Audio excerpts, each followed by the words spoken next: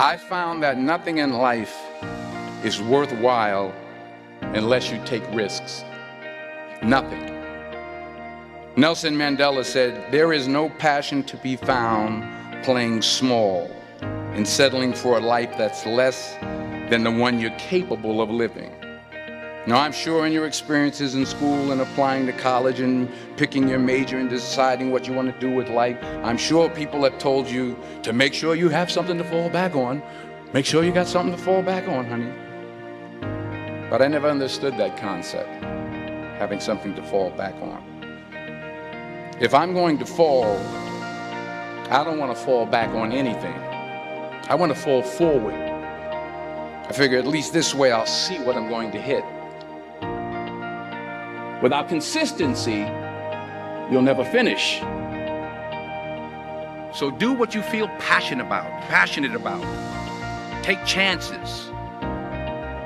Don't be afraid to fail. There's an old IQ test, was 9 dots, and you had to draw 5 lines with a pencil within these 9 dots without lifting the pencil. The only way to do it was to go outside the box. Don't be afraid to think outside the box. Don't be afraid to fail big, to dream big. But remember, dreams without goals are just dreams. Reggie Jackson struck out 2,600 times in his career, the most in the history of baseball. But you don't hear about the strikeouts. People remember the home runs. Fall forward. Thomas Edison conducted 1,000 failed experiments. Did you know that? I didn't know that. Because the 1,001st was the light bulb. Fall forward. Every failed experiment is one step closer to success. You've got to take risks, and I'm sure you've probably heard that before, but I want to talk to you about why that's so important. You will fail at some point in your life. Accept it. You will lose. You will embarrass yourself. You will suck at something. There's no doubt about it. And I know that's probably not a traditional message for a graduation ceremony, but hey, I'm telling you, embrace it, because it's inevitable.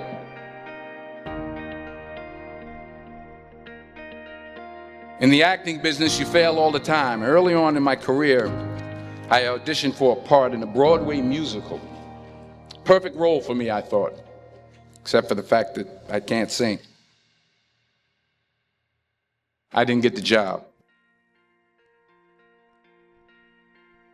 But here's the thing. I didn't quit. I didn't fall back. I walked out of there to prepare for the next audition, and the next audition, and the next audition. I prayed. I prayed. And I prayed. But I continued to fail, and fail, and fail. But it didn't matter, because you know what? There's an old saying, you hang around the barbershop long enough, sooner or later you're going to get a haircut. So you will catch a break, and I did catch a break. Last year, I did a play called Fences on Broadway. But here's the kicker. It was at the Court Theater. It was at the same theater that I failed that first audition 30 years prior. The point is, every graduate here today has the training and the talent to succeed. But do you have the guts to fail? If you don't fail, you're not even trying. I'll say it again. If you don't fail, you're not even trying. To get something you never had, you have to do something you never did. So imagine you're on your deathbed, and standing around your deathbed are the ghosts representing your unfulfilled potential. The ghost of the ideas you never acted on. The ghost of the talents you didn't use. And they're standing around your bed, angry, disappointed, and upset. They say we came to you because you could have brought us to life, they say. And now we have to go to the grave together. So I ask you today, how many ghosts are going to be around your bed when your time comes?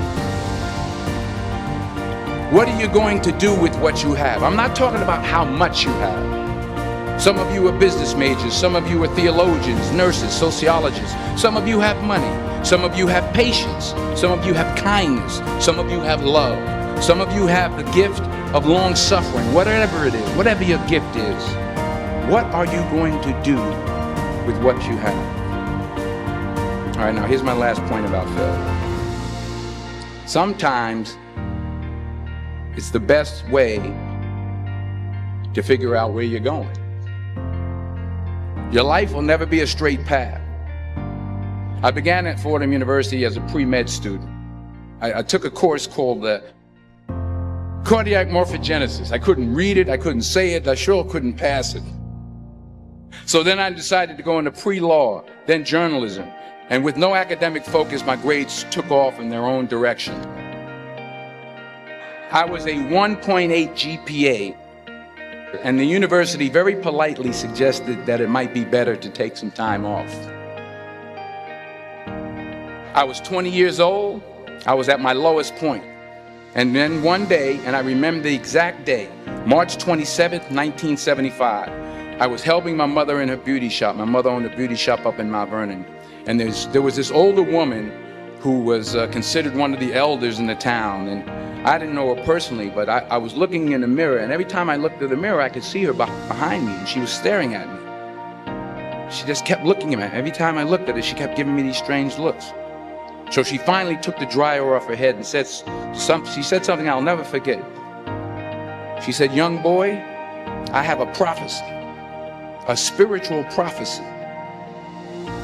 She said, "You are going to travel the world and speak to millions of people." And in the years that followed, just as that woman prophesied, I have traveled the world and I have spoken to millions of people through my movies. Millions who up till this day couldn't see me, who up till this day I couldn't see while I was talking to them, and they couldn't see me, they could only see the movie. They couldn't see the real me. But I see you today, and I'm encouraged by what I see. And I'm strengthened by what I see. Because taking risk is not just about going for a job. It's also about knowing what you know and what you don't know. It's about being open to people and to ideas. The chances you take, the people you meet, the people you love, the faith that you have, that's what's going to define you. Never be discouraged. Never hold back. Give everything you got. And when you fall throughout life, remember this: fall forward.